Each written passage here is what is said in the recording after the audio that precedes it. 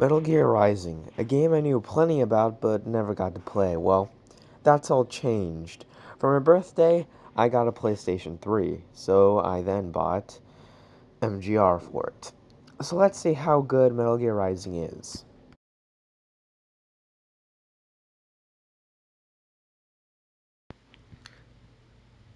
The story of Metal Gear Rising is a simple one, but it doesn't need to be complex because the plot is mostly character driven. But we'll get into the characters later. Now, I'm not going to go into depth about the story, so to summarize it for you, Ryan is working for a company called Maverick and is hired to protect the Prime Minister of Africa. I think I'm really, I think, and I'm really not sure. However, Desperado attacks and kidnaps the minister, Raiden then goes after them. This is where you get the first combat section of the game, and it's fine for what it teaches, and it's fine for what it is. It teaches you everything you need to know. Moving back, Raiden catches up with Sundowner, where he kills the minister. You then have a boss fight with Sam that is unbeatable, as Raiden loses an eye and an arm, something that people seem to gloss over. Guess better for ease of summary. After that, Raiden gets a new body that looks pretty sick in my opinion. Anyways, Raiden encounters IF Prototype LQ-84, otherwise known as Blade Wolf. Raiden then proceeds to chop him into pieces. After that, he encounters Mistral, which again proceeds to chop into pieces. So then Raiden makes his way into the sewers, where he learns that Desperado/World Marshal is taking kids and ripping their brains out, so that they can put them through VR training. This system is known as the Sears system. This scene is also where we get our first glimpse at the man behind it all, Senator Armstrong. I also like how you don't see his face to add to the mystery of his character. So after Raiden gets out of the sewers, he makes his way to a building.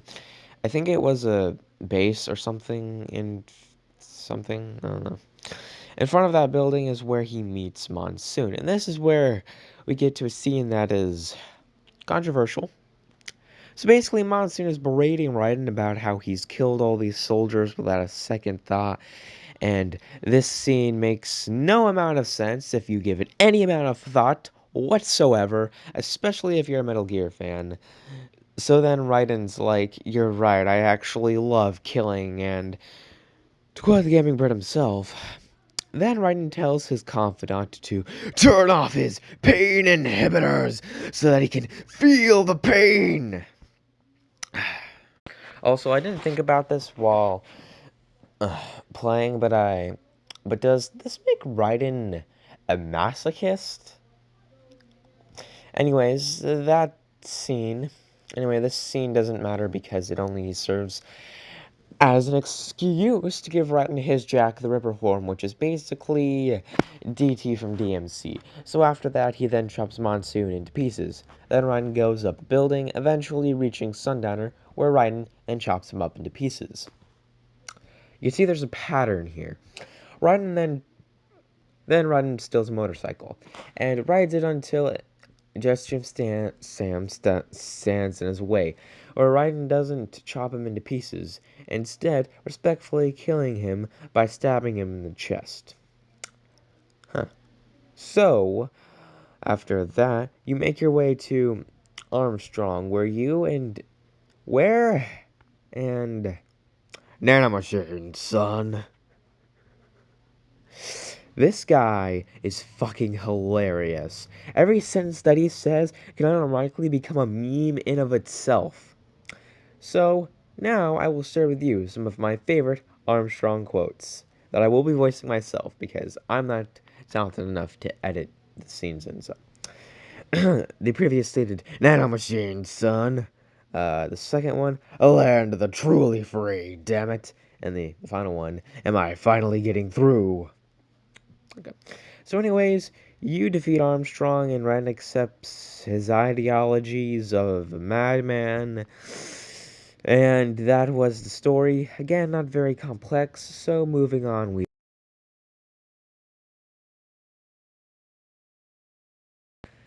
Metal Gear Rising's combat consists of the player stringing together light and heavy attacks to create combos.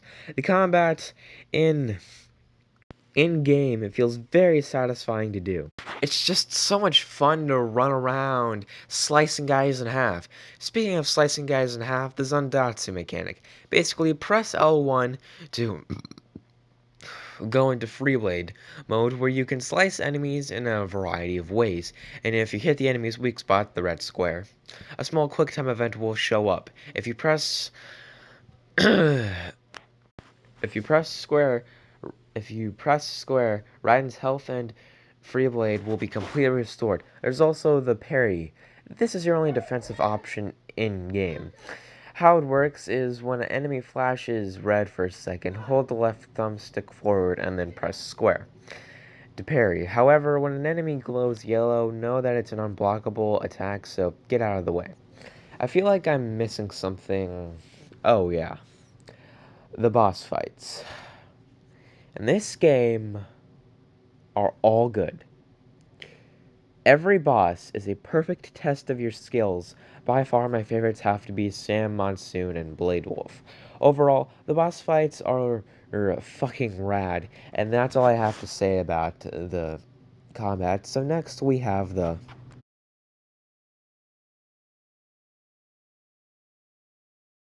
characters in this game are very memorable. I'm glad that not all the characters have a back story or anything. For example, Sundowner and Monsoon, their personalities are truly unlikable. But for someone like Sam, you know that there's more to him, but don't really find out that much about him. So that's it for the characters. Next is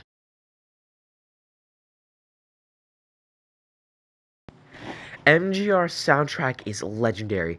It can take scenes that are already pretty hype from 10 to 11, just like that. And I think that this encapsulates how good Metal Gear Rising soundtrack is.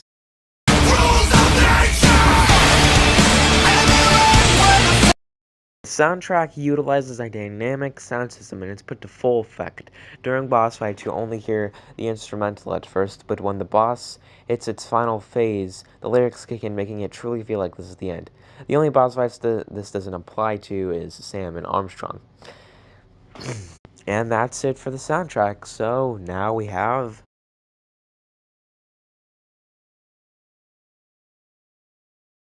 no game is perfect, and Metal Gear Rising is no exception. First, no instant weapon swapping. I'm not really that upset about it, but it would have been nice to have. Nonetheless, second, multiple weapons. The game does have them, but some of them you get too late, meaning that there's no real incentive to buy upgrades or even buy them for that matter. Another problem is the camera. In boss fights especially, you'll try to move the camera around to get a better view, but it always tries to snaps back to Raiden's back, and it creates a camera problem. But overall, it's really not that bad, just an odd annoyance. Another annoyance are the forced walking sections. I think they're supposed to serve as a break from the core gameplay, but it just ends up getting in the way. You can skip these sections, but for first-time players, they're not going to know that. And that's all the flaws I noticed. And now, finally, we have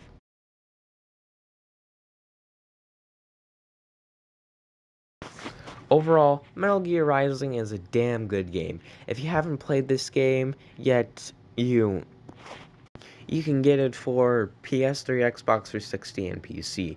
And if I had to rate the game, I'd say 10 out of 10 or 9 out of 10 at the very least. Now this rating would probably change with time and reflection, but that's all I have to say about Metal Gear Rising at the end of the day, and I hope to see you in the next one. Goodbye.